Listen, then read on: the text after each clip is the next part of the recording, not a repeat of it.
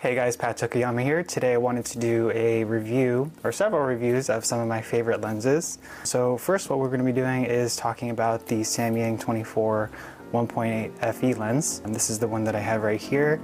As you can see, it's a pretty good size for a 24mm lens, and a relatively fast one at that.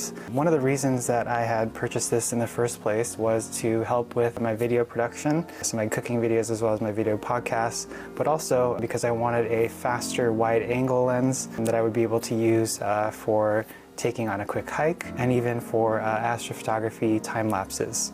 So there are a few options out there when I bought this a couple years ago, and this one seemed like the best option based on my research, and I'll tell you why in a few minutes. So for this particular lens, you can see it comes with a lens cap. It also included a lens hood and a case. And this is going to be ideally for a full frame Sony camera, but if you have a APS-C crop sensor, you can use this as well. It's just going to be cropped a little bit. The lens actually has two custom buttons here, as well as a focus hold button. So the M1 and M2 can help to make the focus ring change the focus from manual to auto, I believe. And then also the other one would be for controlling the aperture if you wanted to. Always good to have extra buttons if you use them, but we'll go ahead and get to some of the pros and cons. So for this lens, there's a few pros and cons. I would say that the focus is very fast, being a third-party lens, and it's great for video. So unlike other lenses that may have focus breathing issues, this one doesn't, at least in my experience. And it's very fast. So on the A7 IV, for example,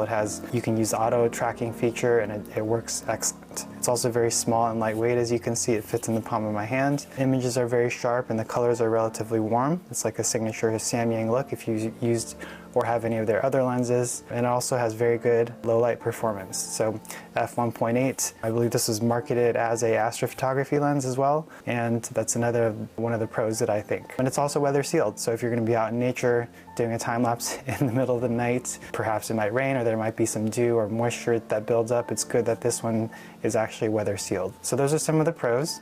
No lens is perfect, so let's go ahead and talk about some of the cons. This is mostly plastic, so unlike other lenses, it doesn't feel as sturdy or heavy duty. You can see here, it looks like a nice type of plastic, but it is plastic. It's not a hard plastic, it's one of those lighter types. It does have some chromatic aberration. I know some of the reviews have criticized that.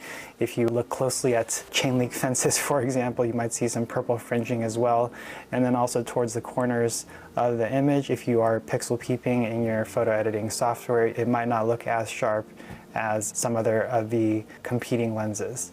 But most people may not notice, especially if you're just using this for casual or video use. Also, if you do require an update for the firmware, unfortunately you're going to have to buy a separate device, which they sell separately. It's their base, I forgot what it's called, but it's a Samyang lens updater device that you would be able to plug this in through USB to update with the latest firmware. And they do release firmware updates every now and then, which may help with the focusing features, for example. In a nutshell, so that was the end of the cons. So in a nutshell, I think I've been pretty happy with this lens. Like I mentioned, it's very lightweight, portable, and compact. Gives you wide aperture. And if you have a full frame camera, like the A7 IV, you can actually use this also as sort of 35mm lens by using it in crop mode. Very happy with it. I think it's going to stay in my rotation for a while. I find that prime lenses give you a little bit of a better look, especially for video when you want to blur out the background and separate your object a little bit. It looks much nicer in that regard.